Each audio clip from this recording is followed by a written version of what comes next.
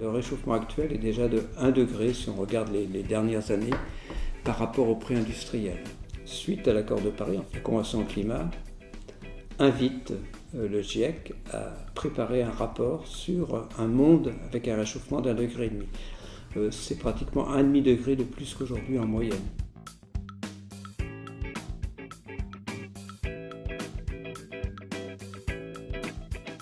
Ce que nous envisagions il y a une trentaine d'années comme évolution climatique, c'est vraiment le climat dans lequel nous sommes, c'est-à-dire un réchauffement moyen de l'ordre de 1 degré sur lequel se superpose un dérèglement climatique. Cette modification des événements extrêmes, elle est déjà assez perceptible et elle va s'intensifier.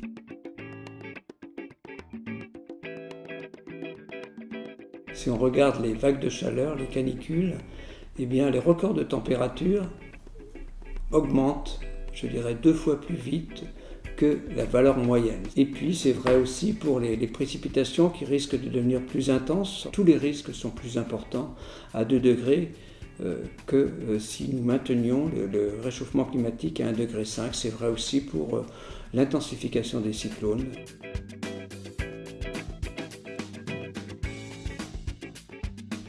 Si on regarde les conséquences du réchauffement climatique, non pas une par une, mais dans leur ensemble, je crois qu'on peut dire que le premier risque du réchauffement climatique, c'est l'accroissement des inégalités. Les couches les moins aisées de la population sont les plus directement frappées par le réchauffement climatique. Ça a été le cas dans les périodes de canicule. Quand on regarde ce qui se passe à Saint-Martin, par exemple, actuellement, eh bien, ce sont effectivement, je dirais, les couches les moins aisées de la population qui ont été les premières victimes, les plus frappées par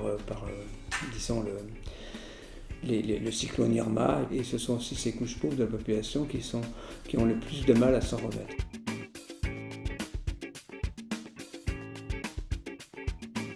Quand on va parler de coût pour un pays, et le coût d'adaptation eh bien, est beaucoup moins important si on réussit à limiter le réchauffement climatique à 1,5 degré plutôt que de le laisser aller vers 2 degrés. Et ça, on voit bien que les pays qui seront touchés et qui n'ont pas beaucoup de moyens, les pays vraiment en voie de développement, les pays les plus pauvres, je veux dire, eh bien, bénéficieraient largement en termes justement de lutte contre la pauvreté dans leur pays même, ou dans l'ensemble du pays, bénéficieraient d'un réchauffement climatique le plus limité possible.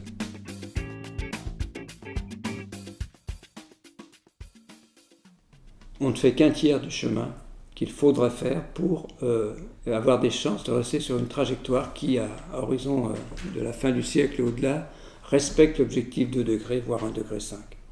Nous sommes plutôt partis, dans le meilleur des cas, vers 3 degrés et demi à la fin du siècle.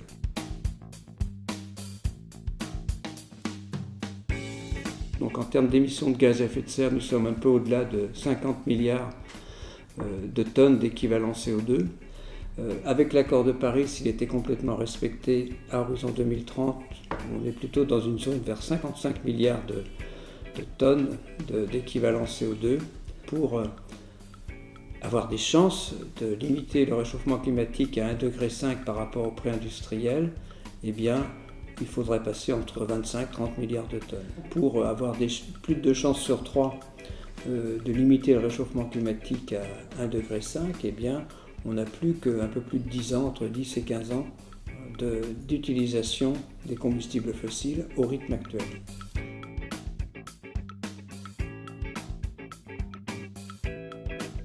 Donc il faut absolument accompagner les transitions. Quand on regarde la transition énergétique en France, ça peut être 600 000 à 900 000 créations d'emplois nets, mais il y a aussi des disparitions d'emplois. Et donc il faut avoir ce regard sur, l'accompagnement des personnes dont les emplois seront effectivement modifiés.